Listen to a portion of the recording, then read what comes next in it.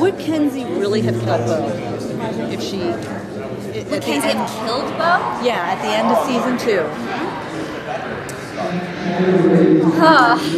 I've thought about that many a time.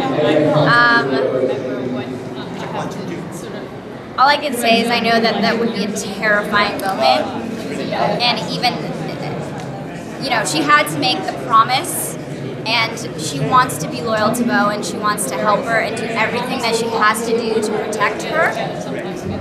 But I don't know. I don't know if I can answer that, because when you're in that moment and the level of stress and fear is as high as it would be, I honestly don't know what Kenzi would do.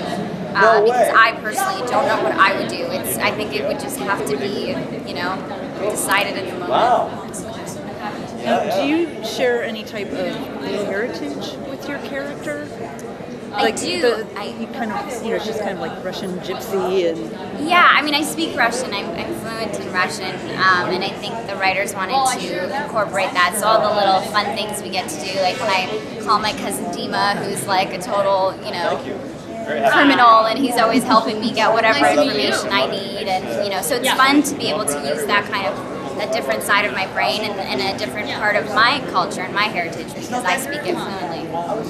Do you find it actually kind of freeing to play Kenzi with how she's kind of wacky? She always has the odd costumes. Well, I shouldn't say odd, but you know, changing the hair all the time, hair color. Yeah, it's definitely the most freedom I've ever had in my career, and it's refreshing, because usually with television, you know, you really have a formula. Like especially after 3 years, there's certain, you know, there's a certain like box that you stay within. Kenzi doesn't have to stay in that box. There's no formula to playing her. So I'm very lucky that I get to be creative on a daily basis. And as an artist, that's really all I want. I constantly want to be challenged, and I want to be creative. I never want to play the same note. I never want to play the same emotion. So the fact that I get to go from comedy to drama and always kind of bounce back and forth between the two, it makes work really exciting, and it makes this role very free.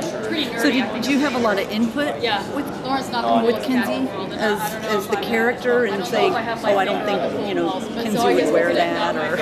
I do, yeah, I do. And I feel like, especially at this point, 3 seasons later, all of us really feel like we know our characters better than anybody.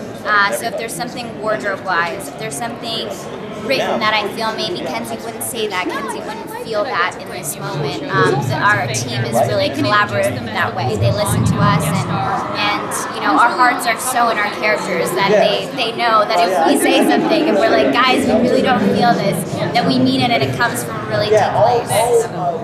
Now, on the writing aspect, is it there? You know, there's a team of writers, but is there one writer that is mainly your character, or do they all collaborate? The woman who created Kenzi, and I owe her everything, is Michelle Libretta. She created all our characters, and I feel like Kenzi was really her baby. Someone's birthday. So I owe all thanks to her, because she's what, you know, brought Kenzi to life, and whatever I brought in after was just layered on top of a foundation that was already very strong. So I give all credit to her. Thank you. Thank you very much.